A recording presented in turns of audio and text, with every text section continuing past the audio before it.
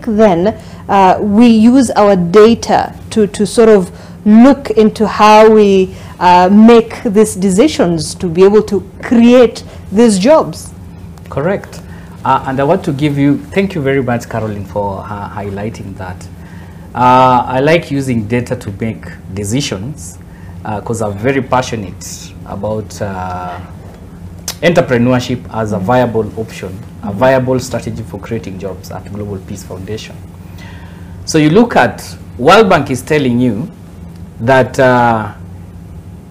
when you look at the NEET are those young people who are not in employment, entrepreneurship, or training. So Kenya is producing an annual labor force of approximately 1 million. These are guys who graduate from TVETs, colleges, and universities. Yeah. Of that number, 25% get jobs. 75% of those numbers, they don't get jobs. And even the 25% who get jobs, they end up doing jobs that are not in line with their career goals and objectives. So what am I talking about? So when you look at young people now who create entrepreneurship, majority of them, if you look at the data, they do not have college or university degree. They end up creating the jobs, the MSMEs. And these are the young people we are being told when they create jobs, 54% of the jobs they create don't live to see their first birthday. So they are really trying to create a job without the knowledge. Yeah. Because you find they don't have the knowledge. They're saying now these jobs, they require this qualification. I don't have this qualification.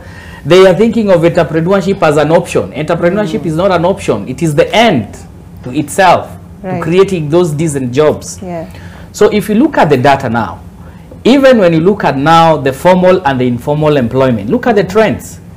The informal employment sector create a lot of jobs for even the graduates, the TVETs, the colleges, and the university. Yeah. So as a government, where do I need to invest? I need to put a lot of effort in the informal sector because they create a lot of jobs. One of them is agriculture. Yeah. And I like President Ruto's plan is talking about the plan. And if you are an economist, you'll be able to look at the 4 factors of production, how they were able to prioritize the aspect of agriculture, affordable housing, and seed capital, the Hustler Fund. Because they're really trying, because they know agriculture contributes 33% to our GDP. So how can we create jobs using data? And what I can address is, I think sometimes is lack of goodwill or the technical understanding of some of the guys who are driving this. Because if you look at them importing labor, we are importing food, and yet agriculture is already telling you if you adopt value chain, we have 47 counties. Each county, they are specific value chain that they are strong in. So there's massive I come from Kisumu County. Yeah. So if you ask me what are the value chain that the government need to invest in, is fish aquaculture. Selling fingerlings. Young people in Kisumu, they are selling fingerlings to young people in Kiambu. Do you know the challenge they are facing? The aspect of lack of access to market, which you can create through technology. You create a platform for them. That's why I'm a very strong supporter of value chain approach to job creation, decent jobs creation. At input level, assume I'm dealing with poultry value chain. Input level here, I know I lead farmers to help me produce feeds for those who are rearing chicken, isn't it? The fertilizer, not fertilizer, the farms, the wheat, the rice germ, those guys who produce materials to make chicken feeds. Input level. Yeah. They also need fertilizer to ensure that those particular produce are taken care of. They need the spraying, taken care of those seaweeds and stuff. That's input level. Yeah. And then you come at the production level. So what the government need to do, they need to put these guys into groups and support them with finances, with all the resources. So input level, at the production level, this is either those guys who are producing eggs, those who are producing chicks, those who are producing meat. So at that particular level, or those who are doing breeding, because they are not all in one. That's why in business you have to use a laser beam to ask what is your value proposition, what pain or problem do you want to solve. So we have the input level where we have the farmers, we have the production level, and then we have the processing level.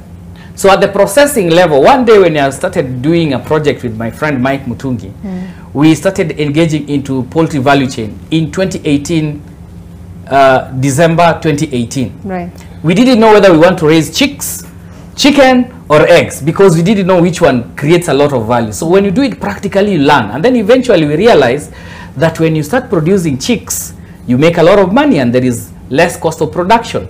So I went to all these galitos here, trying to know how many chicken do they consume. I went to the one in Ngong Road. They consume almost 500 chicken per day.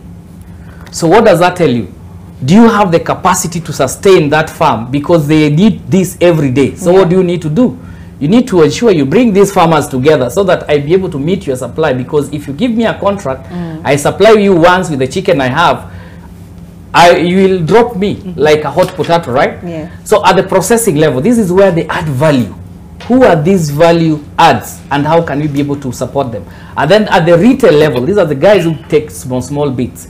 So if the government really wants to help the young people to create jobs, is adopting agriculture, the value chain model, input, production, processing, retail level, and see how can they be able to support. And then the bit of now ensuring that the young people are able to afford credit. I have a tuk-tuk in Kisumu. Do you know how much it costs to get one? We'll have to get 100,000 you deposit. And then the cost of that tuk-tuk is 498,000. Do you know how much you need to pay per week? You need to pay around 9,700 per week. So that's a transport sector that has created a lot of employment, especially in Kisumu, because they prefer more of using tuk-tuk than a matatu, because a matatu is expensive.